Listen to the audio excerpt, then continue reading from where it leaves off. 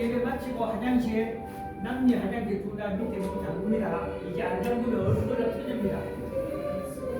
할렐루야. 물이 안 나오면 밑에 주님을 찬양합니다. 사용하세요.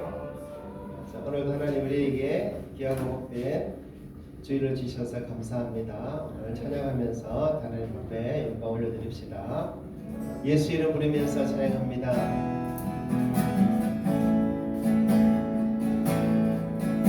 슬픈 마음 있는 자, 몸과 영혼 병든 자, 누구든지 부르시오. 예수 이름 부르시오. 그 이름을 믿는 자, 그 이름을 부르는 자, 그가 어떤 사람이든 그는 구원 얻으리. 다시 고백합니다. 슬픈 마음 있는 자, 슬픈 마음 있는 자, 몸과 영혼 병든 자, 누구든지 부르시오. 예수 이름 부르시오.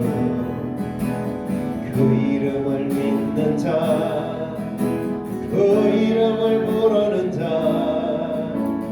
그가 어떤 사람이든 그는 구원 얻으리. 예수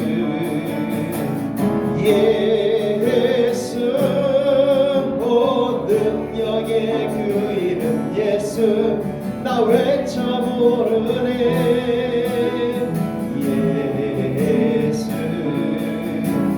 예수 온 구원의 그 이름 예수 나 외쳐 부르네. 예수 그리스도. 다시 슬픈 마음 있는 자, 슬픈 마음 있는 자, 몸과 영혼 병든 자, 누구든지 부르시오. 예수 이름 부르시오. 그 이름을 믿는 자, 그 이름을 부르는 자, 그가 어떤 사람이든 그는 구원 얻으리. 아멘. 예수 예수 온 능력의 그 이름 예수 나 외쳐 부르네. 예수 예수 온 구원의 그 이름 예수 나 외쳐 부르네. 예수 그리스도. 은각은 내게 없으나 은각은 내게 없으나 난 가지고 너에게 주니. 능력의 이름 예수라. 그 이름을 부르시오. 그 이름을 믿는 자, 그 이름을 외치는 자, 그가 어떤 사람이든 그는 주의 영광 보리라. 예수 예수 예수 구원의 그 이름 예수 내 외쳐 부르네. 예수 예수 구원의 그 이름 예수 난 외쳐 부르네. 예수 그리스도. 아멘. 은각은 내게 없으나 은각은 내게 없으나 날 가진 너에게 주니. 능력의 이름 예수라. 그 이름을 부르시오. 그 이름을 믿는 자, 그 이름을 외치는 자, 그가 어떤 사람이든 그는 주의 영광 보리라. 예수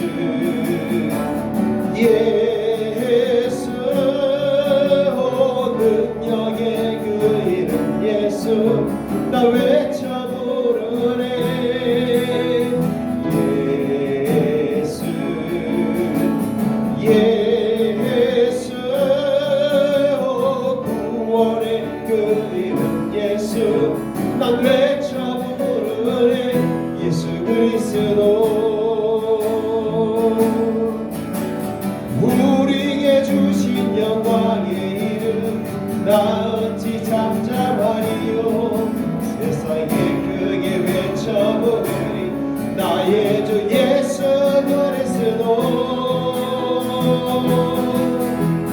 예수 예수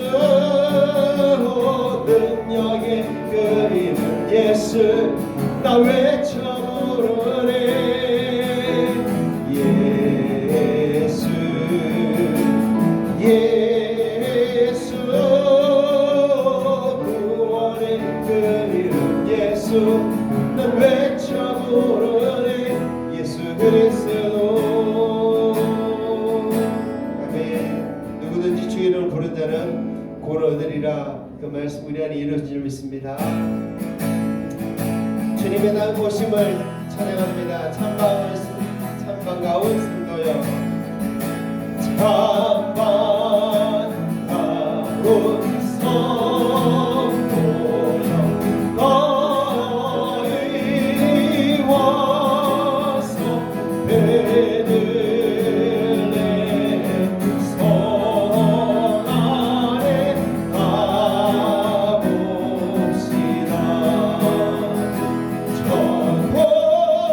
전보여의 너희 신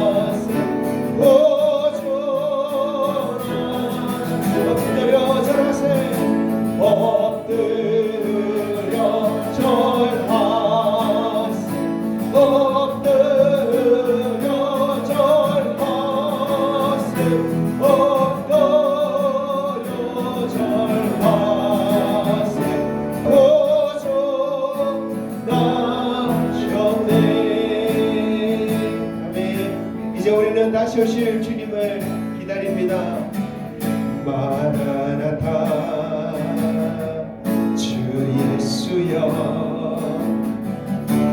어서 오시옵소서. 땅의 모든 끝 모든 족속 주를 찬송하게 하소서. 마라나타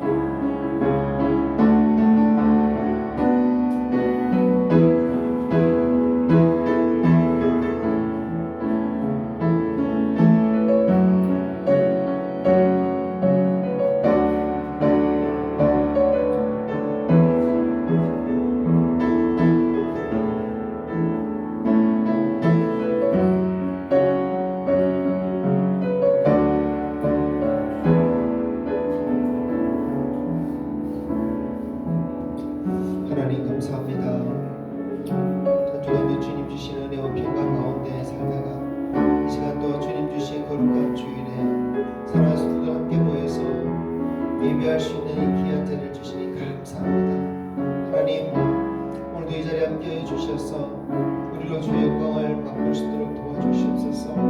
주의 영광 가운데 더 가까이 나아갈 수 있도록 도와주옵소서. 우리 손과 또는 우리의 마음을 고치셔서 이 땅의 보화가 아니라 저 하늘의 보화를 바라보며 또 이 땅에 소망을 두는 것이 아니라 저 하늘의 소망을 두며 살아가는 자 되게 도와주시옵고 주님 마음이 상한 자를 고쳐주시고 육신이 병들고 진짜 주님 위로하시고 회복시켜 주시옵고 오직 하나님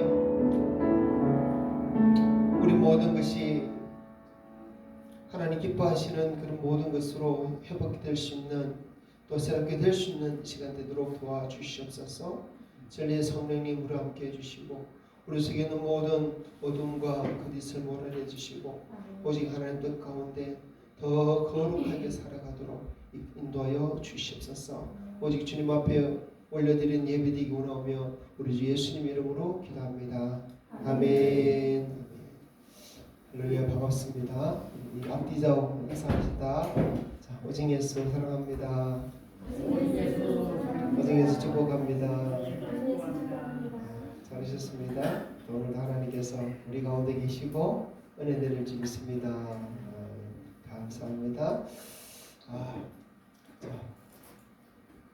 지난주는 꽉 찼었는데 조금 다른 느낌이 있긴 하지만은 그래도 우리 성도들이 많이 와주셔서 감사하고 또 연말에 하루라도 더 하나님 앞에 더 예배하고 또 거룩하게 또 살도록 더 힘을 냈으면 더 좋겠고 그래서 새해를 맞았으면 좋겠습니다. 감사합니다. 함께 또 사도신경 신앙 고백하겠습니다. 나는 전능하신 아버지 하나님 천지의 창조주를 믿습니다. 나는 그의 유일하신 아들 우리 주 예수 그리스도를 믿습니다. 그는 성령으로 잉태되어 동정녀 마리아에게서 나시고 본디오 빌라도에게 고난을 받아 십자가에 못 박혀 죽으시고 장사된 지 사흘 만에 죽은 자 가운데서 다시 살아나셨으며 하늘에 오르시어 전능하신 아버지 하나님 우편에 앉아 계시다가 거기로부터 살아있는 자와 죽은 자를 심판하러 오십니다. 나는 성령을 믿으며 거룩한 공교회와 성도의 교제와 죄를 용서받는 것과 몸의 부활과 영생을 믿습니다. 아멘. 하나님 말씀 우리 교독합시다. 교독문 117번 구주 강림에 대한 말씀입니다. 큰 목소리로 교독하겠습니다. 광야와 메마른 땅이 기뻐하며 사막이 백합화같이 피어 즐거워하며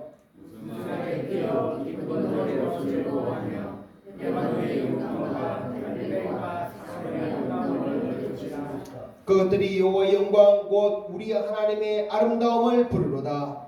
너희는 약한 손을 강하게 하며 떨리는 눈을 굳게 하며 겁내는 자들에게 이르기를 굳세어라 두려워하지 말라 보라 너희 하나님이 오사 보호하시며 갚아주실 것이라 하나님 용사 너희를 구하시리라 하라. 그때 맹인의 눈이 밝을 것이며 못 듣는 사람의 귀가 열릴 것이며 그때 듣는 자는 산을 지킬 것이며 말 못하는 자의 혀는 노래하리니 이는 광야에서 물이 솟겠고 사막에서 시내가 흐를 것임이라.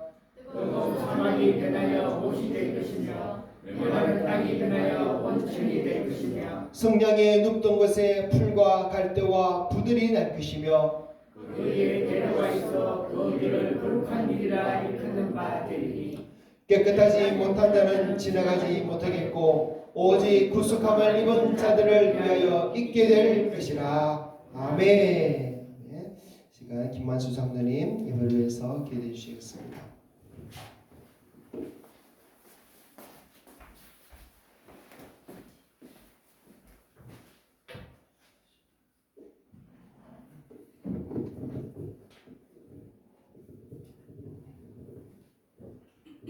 사랑의 하나님 아버지, 지난 한 주간도 우리 모든 성도들에게 아무 사고 없게 하시고 또 오늘도 복되고 은혜로운 말씀 속에서 신령한 예배로 주님의 날을 지키도록 허락해 주심을 진심으로 감사드리옵나이다.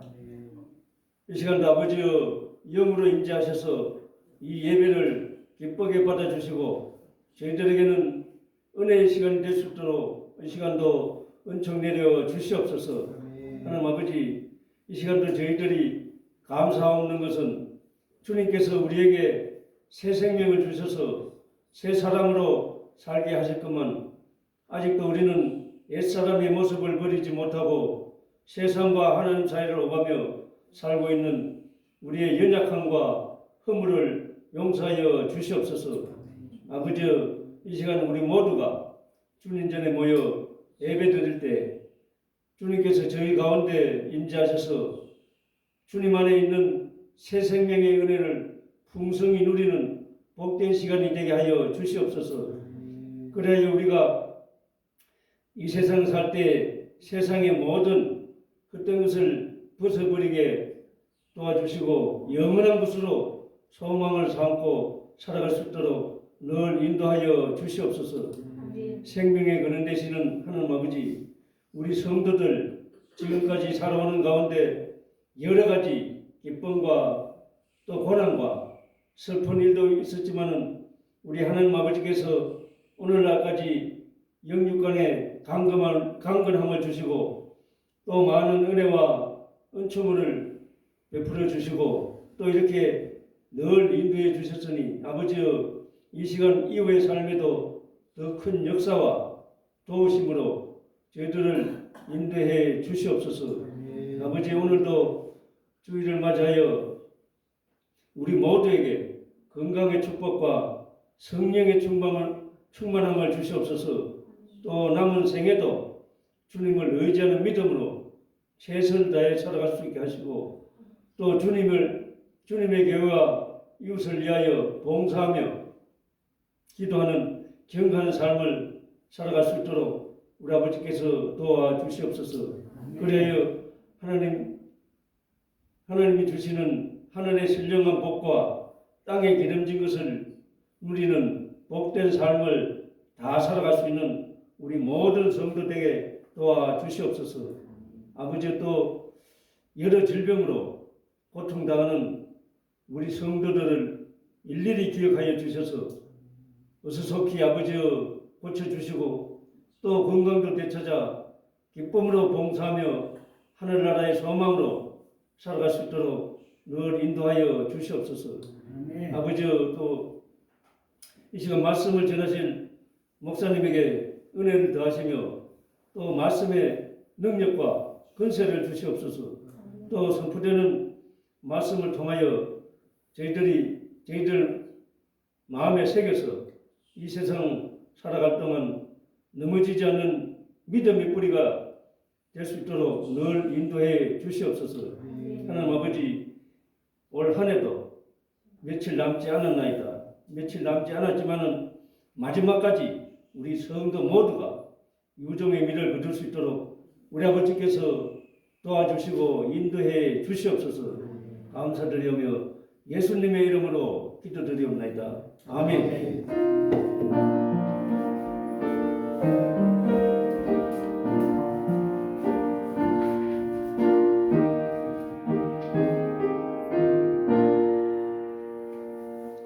찬송가 111장 찬송 올려드리면서 하나님 앞에 예물 드립니다.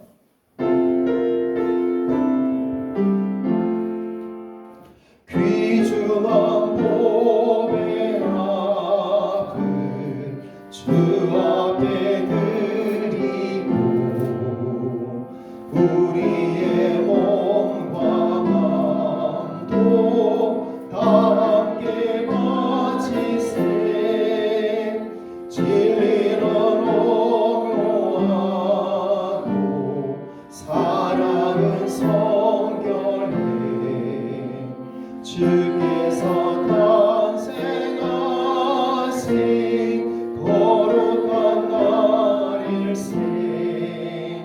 주께서 주신 은혜 한없이 크오니 우리가 받은 것을 감사히 바치세. 기쁨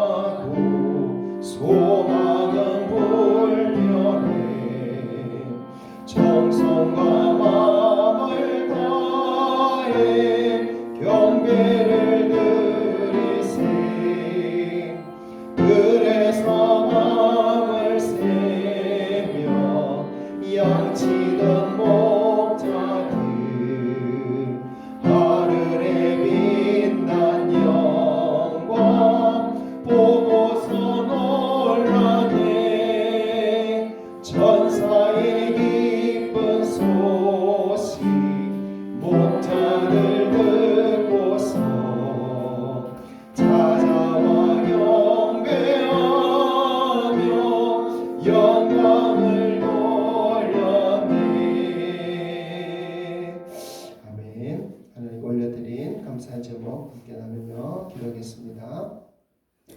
너희 중에 누구든지 지혜가 부족하거든 모든 사람에게 후히 주시고 꾸짖지 않으신 주님께 구하라고 말씀하신 주님, 날마다 하루하루의 삶 속에서 말씀 붙잡고 인내하며 살게 하옵소서. 아멘. 한 주일의 삶도 은혜와 평강으로 인도해 주신 하나님 은혜 감사드립니다.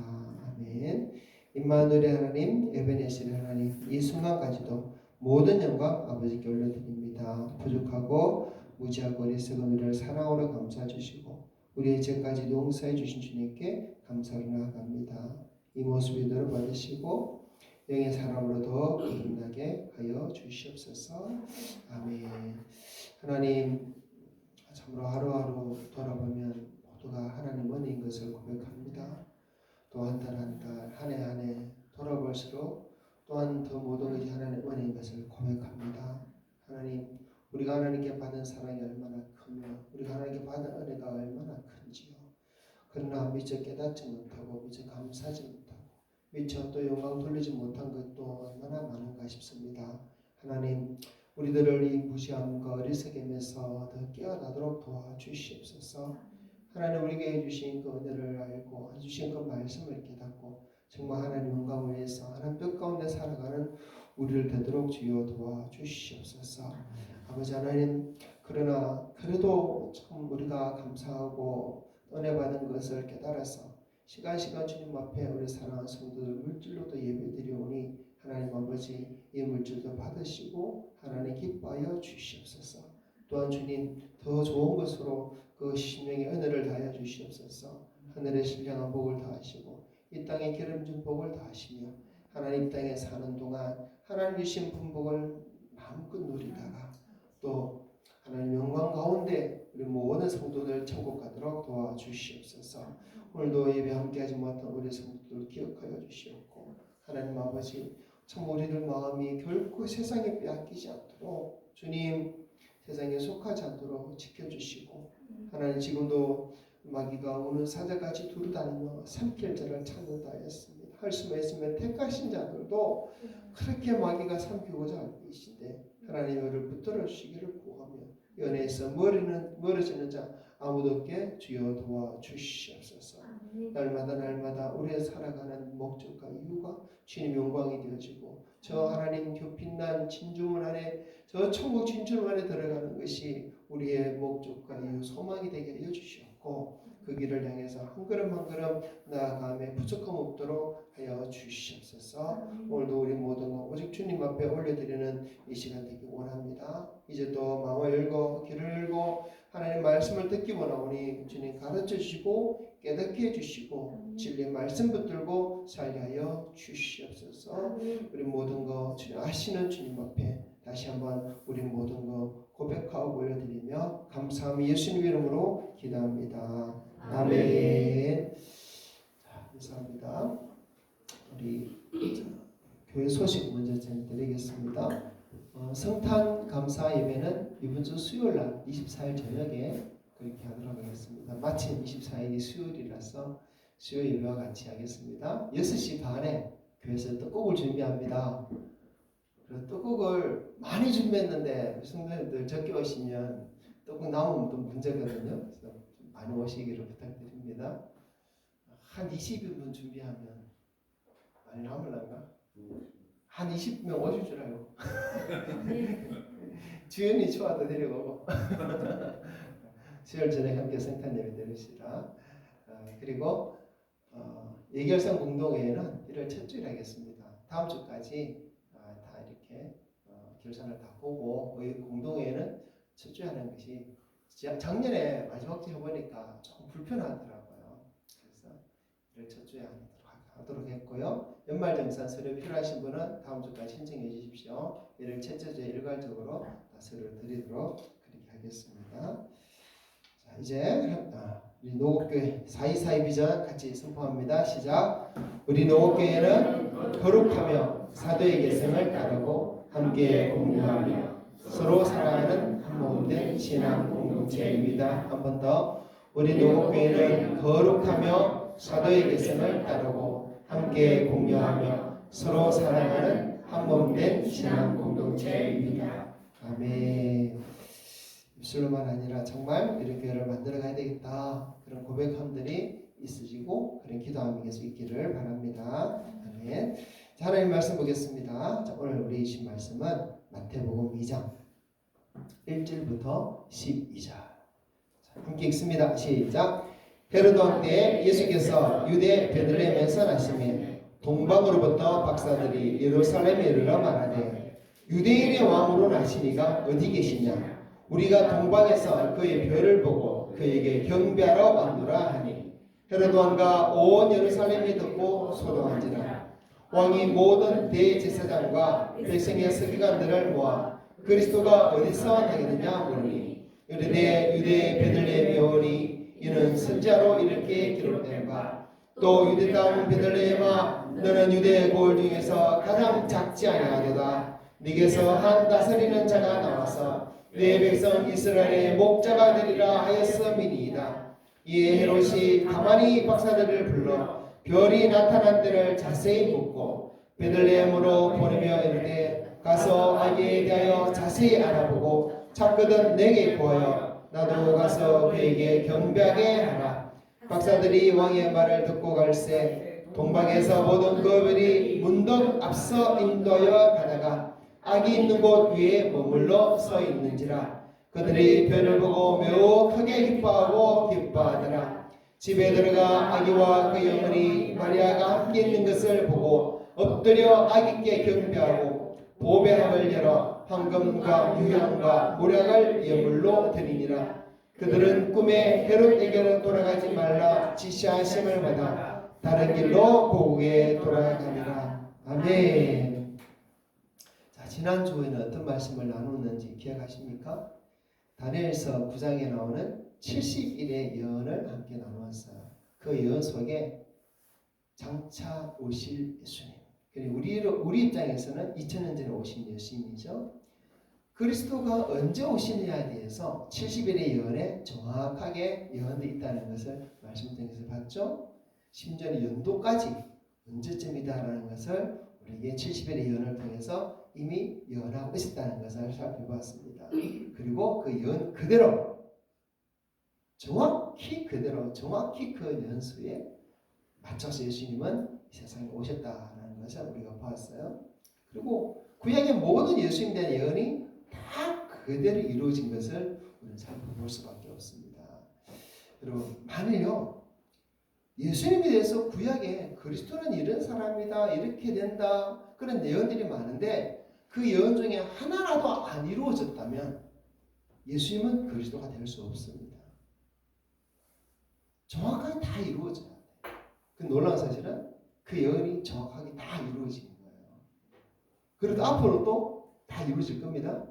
오늘 우리가 교동문 117문 구주 강림에 대한 말씀을 교독했는데요.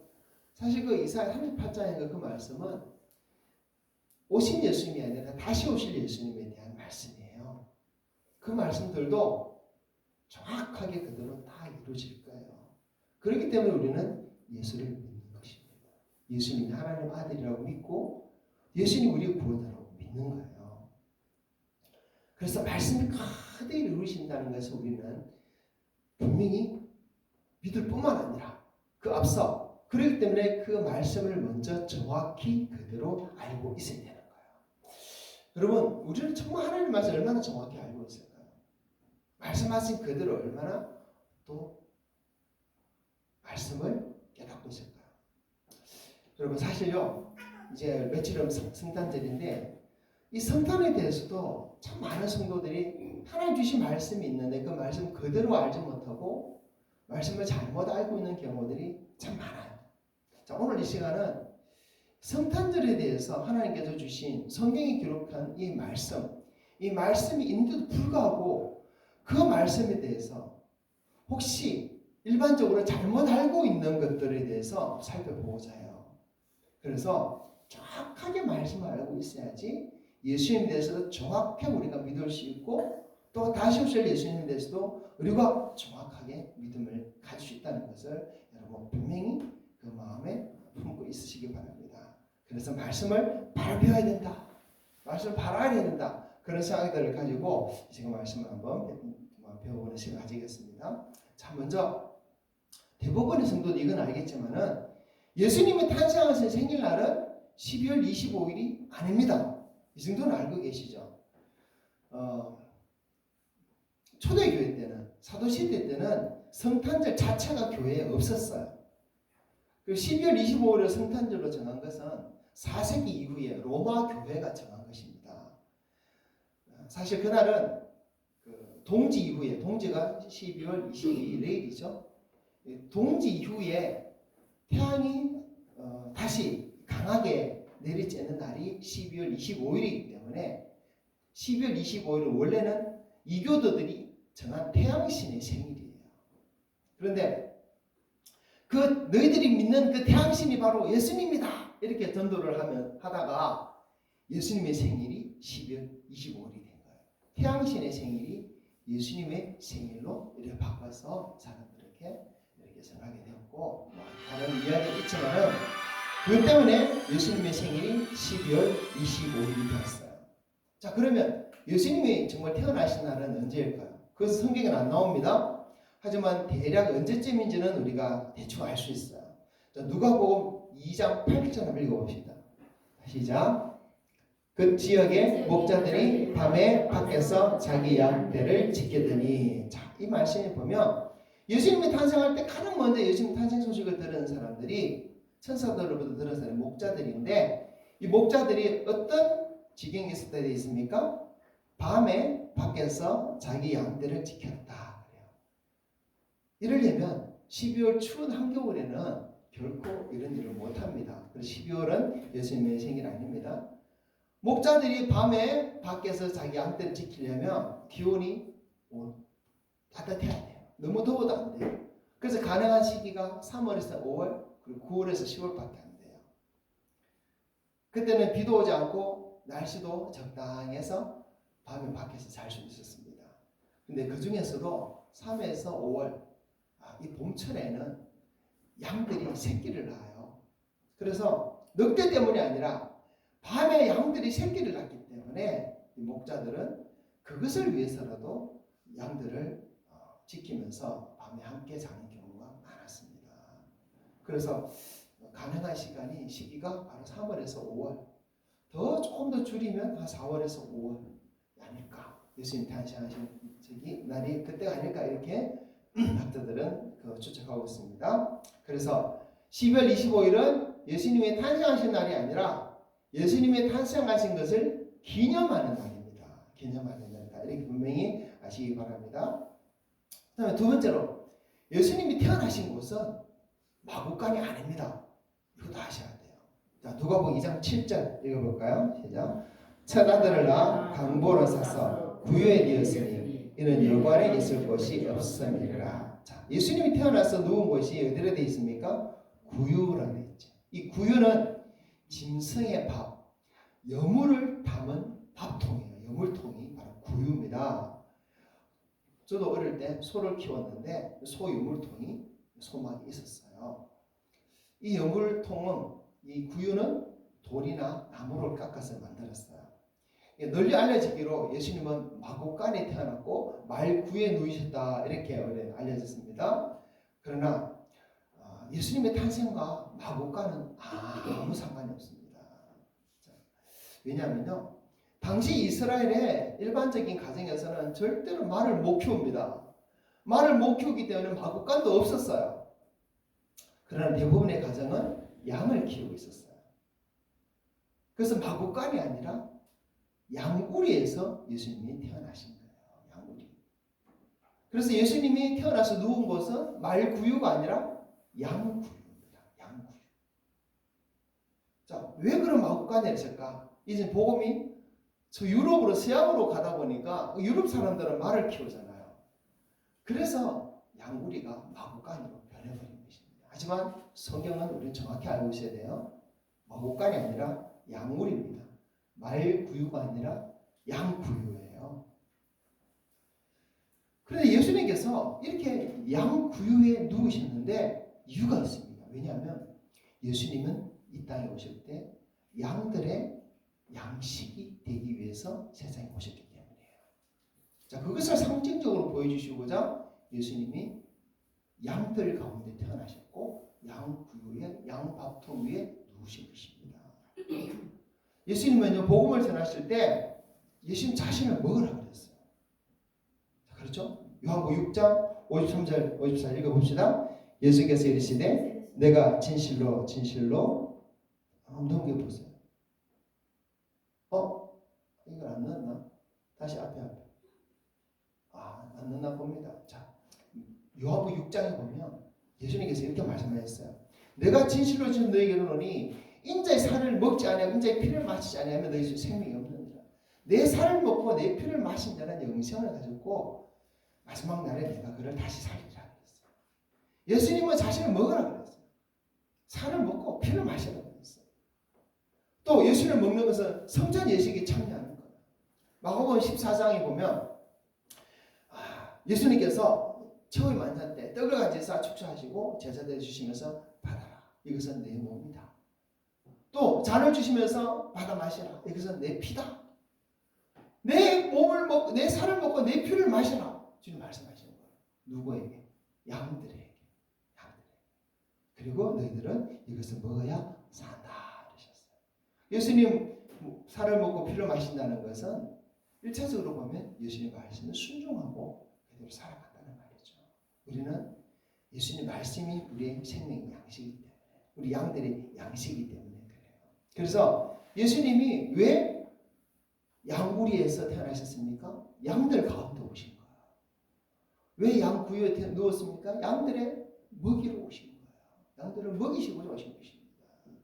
자, 그래서 예수님하고 마구간하고는 아무 상관없다는 것을 아시기 바랍니다. 뭐 그림 같은 거 보면 예수님 마구간에 있고 말들도 있고 막 그러잖아요. 근데 여러분 하나님 말씀이 우리 말씀을 정확하게 알고 있어야 돼요. 이 변절돼 가지고 양이 아니라 말들이 있다면 말 있고 소 있고 막 그림 있는데 그러다가 나중에는 사자도 있고 호랑이도 있고 코끼리도 있고 그렇지 않겠습니까? 그러다 사람들이 예수님 태어날 때 코끼리도 있었구나 아이들이 그렇게 생각한다니까요. 아닙니다. 양들밖에 없었어요. 그래서 예수님 태어나신 것은 마구간이 아니다. 양우리다라는 걸 정확히 아시기 바랍니다. 자, 세 번째. 예수님 탄생하실 때 베들레헴에 여관은 없었어요. 자, 누가복음 2장 7절 다시 읽어봅시다. 시작. 처자들을 낳아 강고를 사사 구해내 있으니 이는 여관에 있을 곳이 없음이니라. 이건 번역이 참 잘못됐습니다.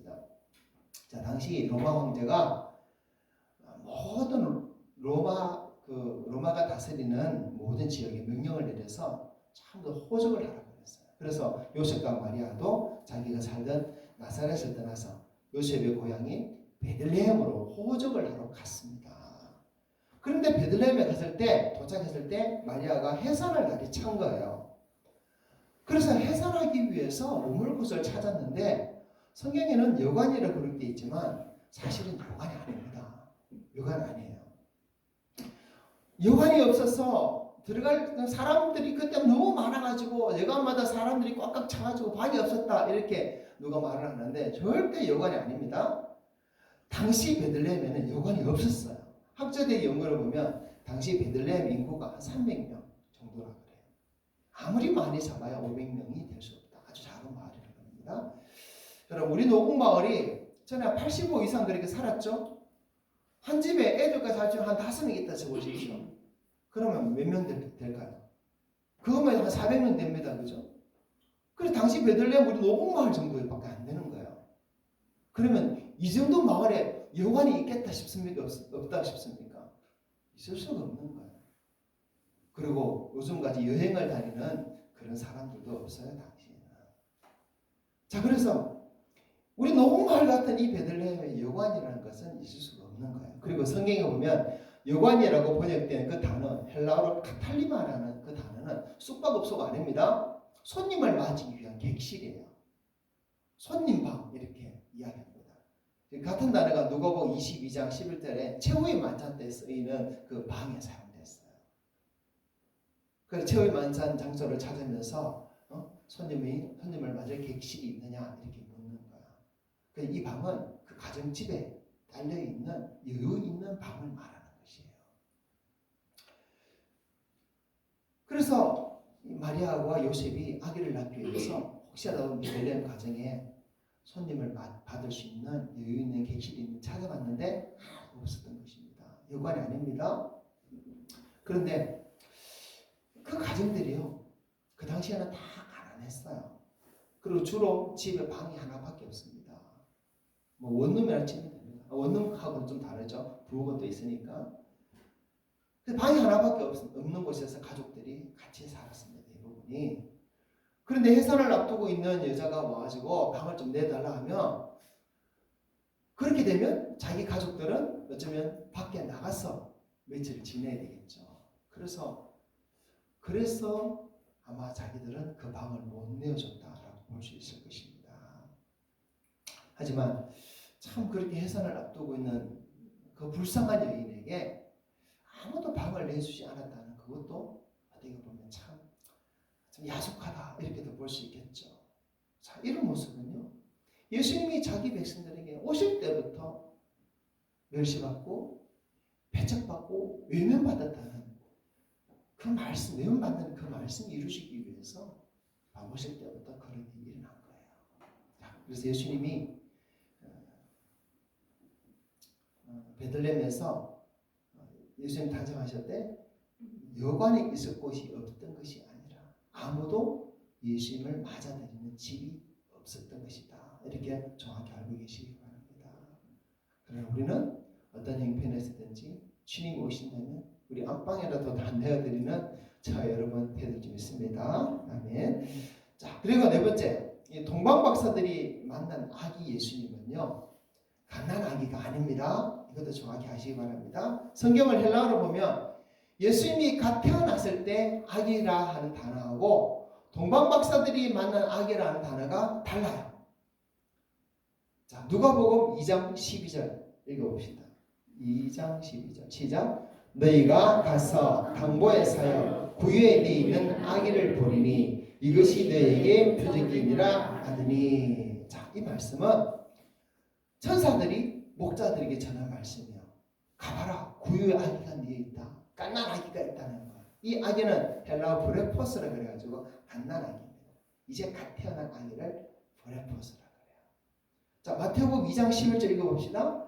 집에 들어가 아기와 그의 어머니 마리아가 함께 있는 것을 보고 엎드려 아기께 경배하고 보배압을 열어 황금과 유향과 원액을 예물로 드리니라. 자, 이 말씀은 어디 나온 말씀이에요?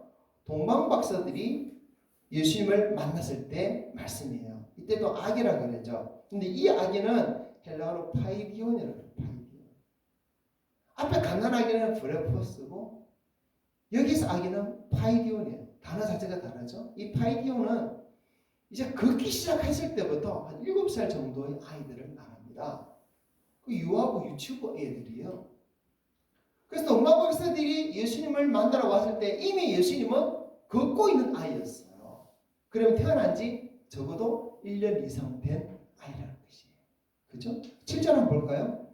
7절 넘겨보세요. 시작. 이에 헤롯이 가만히 박사들을 불러 별이 나타난 때를 자세히 묻고. 자, 헤롯이 아기 예수님을 찾으면 죽이려고 이 동방박사들에게 별이 나타난 때를 자세히 물었어요. 자, 그리고 16절 봅시다. 시작. 이에 헤롯이 박사들에게 속은 줄 알고 심히 노하여 사람을 보내 베들레헴과 그 모든 지경 안에 있는 사내 아이를 박사들에게 자세히 알아본 그때를 기준하여 2살부터 그 아이로 다 죽이니. 아니, 예수님이 이제 갓 태어났다면 까나라이만 죽이면 되는데 헤롯은 2살 아래 다 죽여버렸단 말이에요. 그래서 동방박사들이 예수님을 만났을 때 그 아기는 한 2살쯤 되는 아기다. 이렇게 보면 됩니다. 잘 걸어다니겠죠? 뭐 조금 뛰어다닐 수도 있겠죠? 말도 조금 배웠겠죠? 그 정도 아기라는 것을 여러분 아시기 바랍니다. 자, 그러면 우리가 성탄 카드라든지 그림이라든지 동방박사들이 예수님을 찾았을 때 예수님 전부 구유에 누워 있잖아요. 그 그림은 전부 가짜다. 잘못됐다. 그죠? 그거 알아야 돼요, 여러분. 알아야 됩니다. 그 정도는 여러분 아시기 바랍니다. 자, 이제 그리고 5번째, 동방박사들은 예루살렘에 올 때 헤롯 왕을 바로 찾아가지 않았어요. 헤롯 왕궁을 바로 찾아가지 않았습니다. 자, 말씀 1절부터 3절 읽어봅시다. 시작. 헤롯 왕 때 예수께서 유대 베들레헴에서 나심에 동방으로부터 박사들이 예루살렘에 이르러 말하되 유대인의 왕으로 나시니가 어디 계시냐? 우리가 동방에서 그의 별을 보고 그에게 경배하러 왔노라니 헤롯 왕과 온 예루살렘이 듣고 소동한지라. 아멘. 자, 동방 박사들이 예수님 찾은 이야기를 들어보면 사람들이 이구동성하는 말이 동방 박사들이 유대인의 왕이 태어났기 때문에 왕궁에 먼저 찾아가서 왕자들 중에 왕이 태어났을 거야 하고 그렇게 찾아갔을 것이다 이렇게 말을 합니다. 그런데 성경 그렇게 말하지 않아요. 그죠? 박사들은 예루살렘 거리에서 외칩니다. 유대인의 왕으로 나시니가 어디 있느냐. 자, 1절에 말하죠. 박사들이 예루살렘에 이르러 말하되. 예루살렘 들었을 때부터 사람들에게 외치는 거예요. 유대인의 왕으로 나시니가 어디 계시냐. 그래서 온 예루살렘이 들은 거예요. 사람들이. 온 예루살렘이 동방 박사들이 막 길을 가면서 외치니까 온 예루살렘이 다 그 사실을 알게 된 것입니다. 그럼 헤롯은 언제 알게 됐습니까?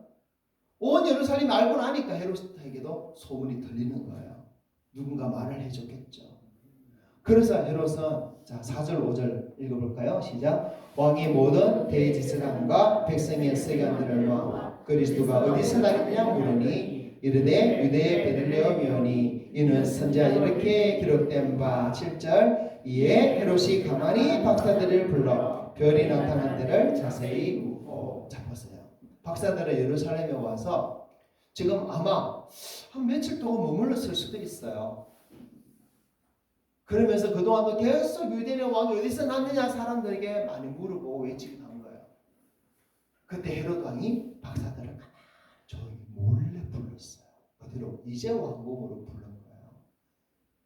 유대인의 왕이 태어났다고 하는데 너희들이 별을 보고 별을 봤다는데 별이 언제 나타났냐? 이제 조용히 물어보고 아무도 모르게. 자, 그래서 동방 박사들이 예루살렘에 와서 헤롯 왕궁부터 찾아간 게 아닙니다. 왕자들부터 수소문한 게 아닙니다.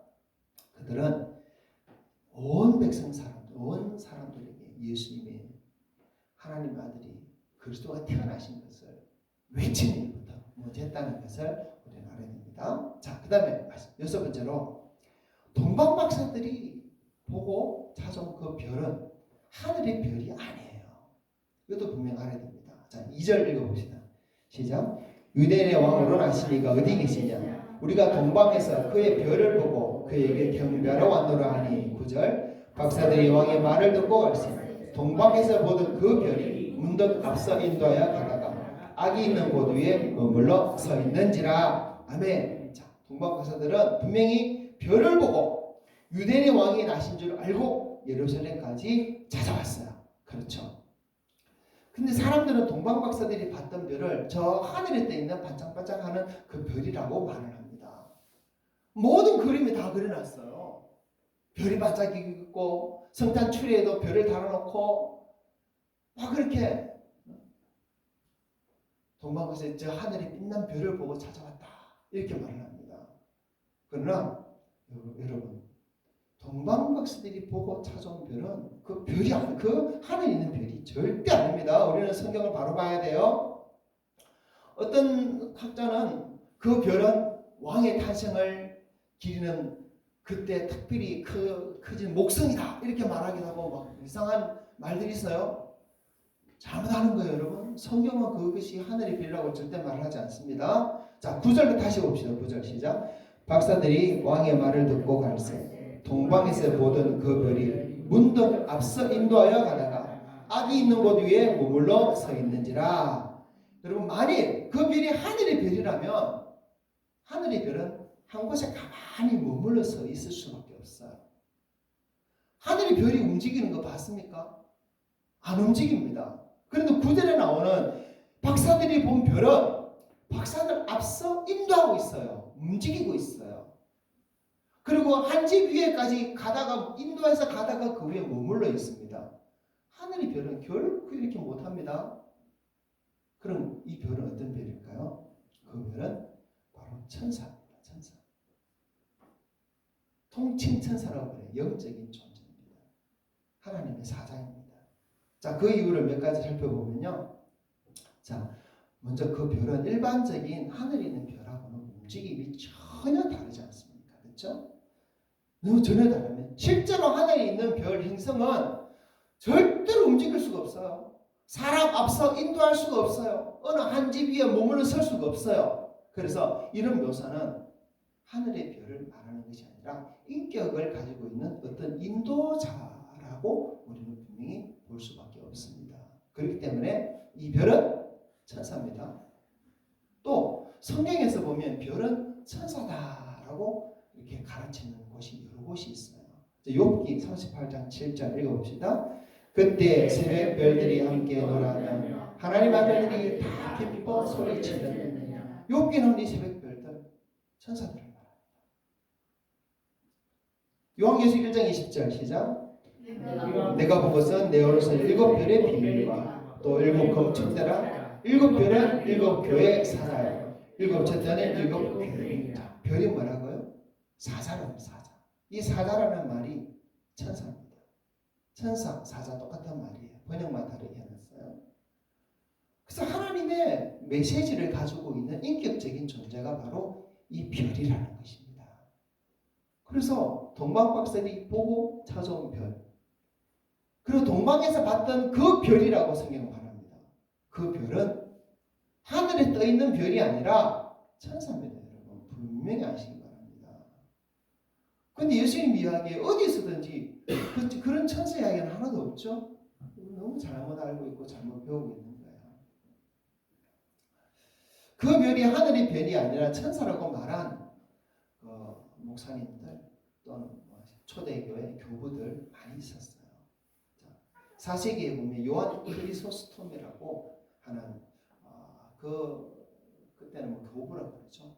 오늘은 목회자인데 그분도 그 별은 하늘의 전체가 아니라 바로 인격적인 존재, 인격을 가지고 있는 하나님의 사자다 이런 말을 했어요. 그 다음에 3세기 오리겐이라는 교부도 그렇고 또 아우구스티누스라는 교부도 그렇고 토마스 아퀴나스도 그렇고 그리고 놀라운 사실은 장로교 종교개혁을 이끈 칼빈도 그것은 하늘의 전체가 아니다. 그것은 바로 하나님의 사자다.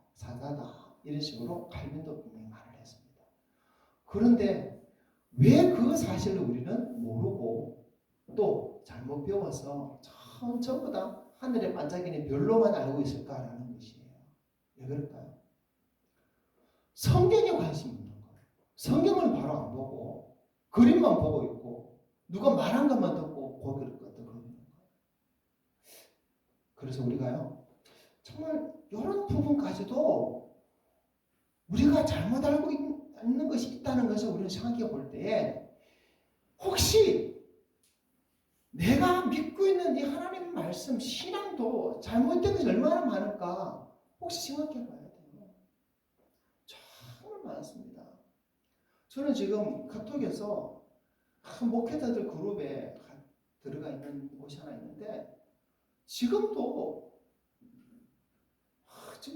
태극기 부대를 응원하고 이상한 그런 정치적인 글을 올리고 이런 목사님들이 많아요. 답답해 죽겠어요. 얼마나 성경을 모르면 그런 소리를 하고 있을까. 환장하겠어요. 저는 솔직히. 성경은요 바로 알면 알수록 그 모든 그런 것들에 대해서 정말 불의한 것이고 옳지 않은 것인 것을 분명히 증거하고 있어요. 한번 1대1로 그런 분들하고 만날 수 있는 기회가 있으면 제가 다 가르쳐 드릴 텐데 좀 그래요. 자, 여러분 오늘 분명히 들었습니다. 배웠습니다. 그런데 혹시 어떤 집회나 가고 어떤 설교를 들을 때 그 말씀을 전하시는 분이 이 별이 하늘의 별이다 그럴 수도 있잖아요. 마구간이다 그럴 수 있잖아요. 그럼 여러분 마치고 찾아가십시오. 목사님 성경 바로 좀 보세요. 하늘 별 아닌 천사입니다. 마구간이 아닌 양구입니다. 말구가 양구입니다. 그 박사들 예루살렘 왕궁으로 찾아간 게 아니라 길거리에서 외쳤습니다. 베들레헴에 여관이 없었어요. 여러분 가르치시기 바랍니다. 저는요 청년 때 감히 목사님 설교하고 내려오면 목사님 이거 성경 목사님 저런 거 틀렸습니다 라면서 목사님을 가르친 적도 여러 번 있어요. 왜 그래야 될까요? 그래 해야지. 말씀을 전하는 자가 바로 가르쳐야지 그 이후라도 사람들이 바로 배울 수밖에 바로 배우게 됩니다. 그럴 때 하나님께서 말씀과 역사하시는 거예요. 여러분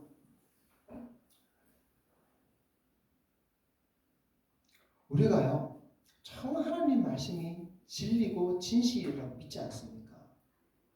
하나님 말씀이 진리고 진실인 건 분명합니다. 그러나 그 진리고 진실된 말씀을 우리가 잘못 자꾸 왜곡해서 거짓으로 만드는 경우들이 많은 것을 우리는 분명히 알고 있어야 돼요. 멀리서 찾아볼 필요도 없죠. 성탄절에 대한 몇 가지 이야기만 살펴봐도 그래요. 하지만 많은 사람들이 그것이 진리이냐 진실이냐 받아들입니다. 여러분 그러나 우리가 분명히 알 것은 하나님은 진리의 하나님이시고 성령은 진리의 영이기 때문에 진실이 있는 곳에 하나님의 성령의 역사가 있지 거짓이 함께 하시는 거는 거짓이 함께 있는 곳은 하나님 성령이 절대 역사할 수가 없습니다. 어찌 거짓과 함께 하나님 함께 하시겠습니까? 어찌 거짓과 함께 성령이 함께 하겠습니까? 그래서 저는 말씀 전하는 자로서 그런 부분에서 참 두려워요. 혹시 내가 잘못 전하지 않았을까? 잘못 전하지 않았을까? 잘못 전하면 그것에 대한 벌을 제가 받기 때문에 그래요.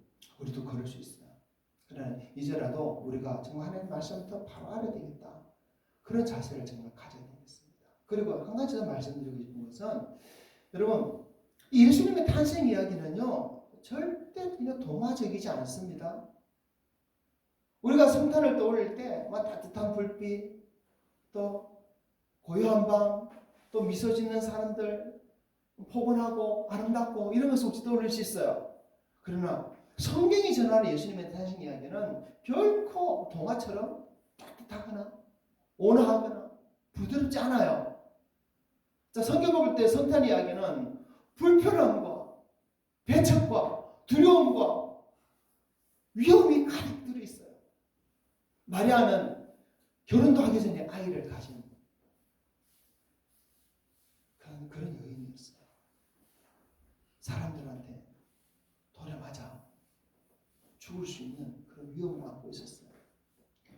요셉은 그래서 하나님 말 율법 앞에서 정말 고민할 수밖에 없는 그런 사람이었고요.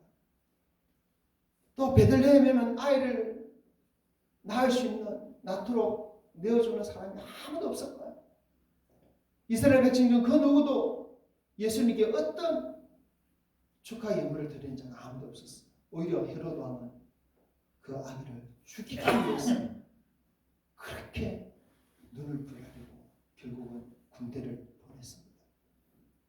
성경은 예수님의 탄생 이야기를 절대로 부드럽게 따뜻하게 미워하지 않습니다. 예수님의 탄생은 아름다운 동화가 아니에요. 처절한 생존의 기록입니다. 우리를 구원하시기 위해서 하나님의 아들이 인간에 대해서 이 땅에 오셨는데 이 땅에 오신 그날 오시기 전부터 얼마나 이 땅에 태어나시기 위해서 오시기 위해서 처절하게 생존을 위해서 몸부림쳐했는지를 우리에게 보여주는 그 기록이 예수님의 탄생 이야기입니다. 그런 모든 과정을 통해서 이 땅에 오셨고 결국 우리를 죽으시기까지 하면서 우리를 구원하신 것입니다. 그래서 우리가 성탄절을 생각할 때 참 그런 모습도 우리가 떠올려야 돼요. 그런 모습 우리가 기억하면서 정말 주님 나를 위해 이 땅에 오셨구나. 이것을 우리는 생각해 봐야 될 것입니다. 오늘 많은 말씀을 들려드려봤습니다. 하지만 우리가 분명히 다시 한번 기억할 것은 하나님의 말씀은 바로 알아야 된다. 진리가 없는 곳에는 성령이 역사하지 않는다는 것이에요. 그래서 바로 알고 바로 배워서 바로 가르치고 바로 전할 수 있는 우리 모습이 되어야 됩니다. 우리는 진리와 함께 기뻐합니다. 그죠? 진리가 아니고 진실이 아닌 곳에서 우리는 성령과 함께 결코 기뻐할 수 없습니다. 그것은 사람들이 만들어낸 세상의 기쁨이지 하늘의 기쁨이 될 수가 없고, 그것은 결코 우리의 믿음과 소망과 사랑 안에 머무는 것이 될 수 없습니다. 그러므로 우리의 영혼을 더 하나님 기뻐하시는 그 자리로 절대로 이끌 수 없고, 저 천국 소망을 품게 하는 이야기도 절대 아닌 거예요. 그런 일에 속지 말고 정말 하나님의 말씀 속에 더 진실과 진리를 찾아가는 우리 성도 되시기를 바랍니다. 네. 이런 작은 사실, 이러면 어떻고 저러면 어떠냐? 그러면 하지 마세요. 진실이 있고 진리가 있는데 그 진실과 그 진리에 마음을 두지 않고 거짓을 그냥 수용하고 있다면 결코 하나님 기뻐하지 않습니다. 저는 이 성탄절에 대해 생각하면서 과연 우리가 이렇게 성탄절을 알고 있고 이렇게 성탄절을 지키고 있는 것을 하나님 기뻐하실까 생각해 봤어요. 어떻게 보면 이 성탄절에 대한 여러 가지 이야기들, 성탄절 문화, 얼마나 거짓이 많고 얼마나 성경과 많이 멀어져 있습니까? 그렇다고 과연 하나님 기뻐하실까? 참 고민이 돼요. 물론 우리가 모여서 예배하고 찬양하고 주님 나심을 축하하는 그 모든 것을 하나님 기뻐하시겠죠. 그러나 그 속에 거짓이 들어가면 안 되기 때문에 우리는 또 말씀을 바로 봐야 됩니다. 이런 거짓이 별것 아니라고, 너무 작은 일이라고 함부로 용납하면 안 돼요. 큰 댐이 터지는 것도 작은 검 하나 때문이고 작은 구멍 하나 때문에 터져버리는 것이, 신앙 또한 마찬가지입니다. 진리 위에, 진실 위에 우리 신앙이 서 있지 않고 자꾸만 거짓된 것, 틈이 들어오고 검이 생긴다면 결국 어느 날 무너져 버릴 수 있는 것도 신앙인 것입니다. 그래서 하나님 진리의 말씀, 진실된 말씀을 더 알기를 힘쓰고 그 말씀 안에서 또한 이번 성탄절도 맞이하면서 하나님 영광 돌리시는 우리 성도 되기를 주님을 축복합니다. 아멘. 함께 기도하겠습니다. 마지막 말씀 가지고 기도합니다. 하나님 진리의 말씀으로 우리 인도하여 주시옵소서. 하나님 우리는 세상을 따라가지 않고 세상의 가르침을 듣지 않고 오직 하나님의 말씀을 듣고 말씀을 배우고 말씀을 따라가겠습니다. 그리고 진실 위해서 주님 다시 오실 그날을 소망하겠습니다. 우리 모든 성도들, 우리 교회 하나님 진리의 말씀에 더 굳게 세워주시고 다시 오실 예수님을 사모하며 부수고 함께 하옵소서. 함께 기도합니다. 하나님 감사합니다. 주시간 동을 통해서 또 우리 노후께 성도들과 함께 진리의 말씀을 함께 나누게 하시니 감사합니다. 우리 성도들과 함께 특별히 이 성탄절에 대해서 잘못 알고 있는 그런 알려진 상식과 같은 그런 이야기들을 살펴보면서 그것의 거짓됨을 밝히고 우리 하나님 말씀의 진실한 것을 우리가 또 알 수 있도록 인도해 주신 것을 감사합니다. 하나님 우리의 무지함과 우리의 삶을 불쌍히 여겨 주시옵소서. 아버지 하나님 그 말씀을 쉬었는데도 불구하고 많은 들었음에도 불구하고 그런 줄 알고 있었던 것들이 정말 얼마나 그러셨던 것들이 많을까요? 아버지 정말 주님 더 이상 그런 거짓을 응답하는 우리를 되지 않게 하옵소서. 성령님 가르쳐 주십시오. 깨닫게 해주십시오. 말씀을 읽을 때마다 깨닫게 해주십시오. 말씀을 들을 때마다 깨닫게 해주십시오. 하나님 성령은 진리이기 때문에 결국 거짓 함께 할 수 없음을 우리가 압니다. 아버지 참으로 진리의 성령님 우리를 가르쳐 주셔서 진리의 말씀만이 우리 속에 새겨지게 해주시고 그 말씀을 깨닫도록 도와주시옵소서. 우리 교회 하나님 진리의 말씀만이 선거되어져서 많은 사람들 진리 가운데 인도하는 우리 교회 되기 원하며 우리 모든 성도들 그런 사명 가져사오니 아버지와 그들에서 그렇게 살 수 있도록 도와주시옵소서. 부족한 종을 도와주시고 이 가운데는 선포하는 모든 말씀 어떤 거짓도 없고 어떤 잘못된 없이 오직 진리의 말씀만을 전할 수 있는 그 말씀대로 주여 도와주시옵소서. 아버지 그 말씀 가지고 우리가 또 주님 오신 그날을 또 기념하며 기뻐하며 감사하며 예배하기 원하오니 우리가 모여 예배하고자 하는 24일 그날도 하나님 큰 영광과 큰 기쁨이 이 자리에 우리 성도들 가운데 함께하여 주시옵소서.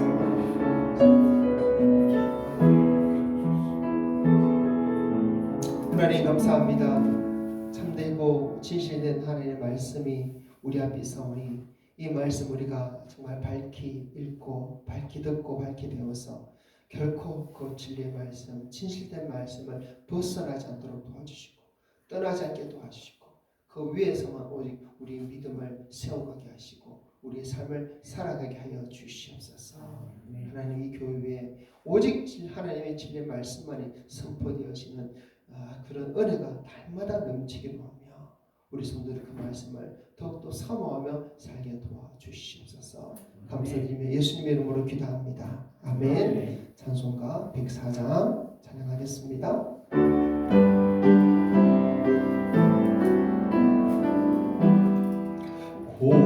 고도소서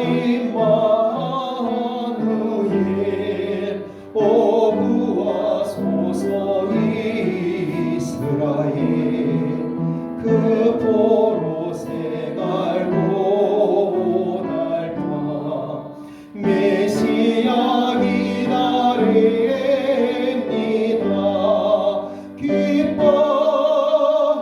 기뻐하라 이스라엘 고도시리오 임마누엘 고도소서 지혜의 주 온 만물 질서 주시고 참 진리의 길 보이사 갈 길을 인도하소서. 기뻐하라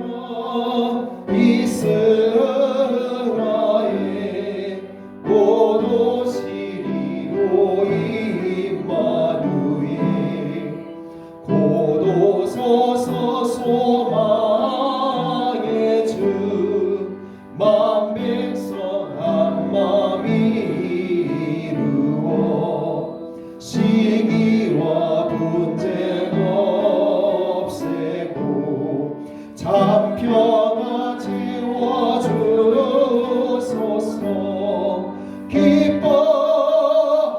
기뻐하라 이스라엘 고도시리오 임마누엘. 아멘. 아멘. 아멘. 축복을 받습니다. 진리의 말씀 붙들고 하나님 주신 그 진리의 성경을 그대로 붙들고 그 말씀 안에 서서 믿음을 세워가며 하나님 예배하며 주님 뜻 가운데 살기를 원하는 우리 모든 성도는 우리 주 예수 그리스도의 은혜와 하나님의 사랑과 성령의 교통하심이 항상 함께 있을지어다. 아멘.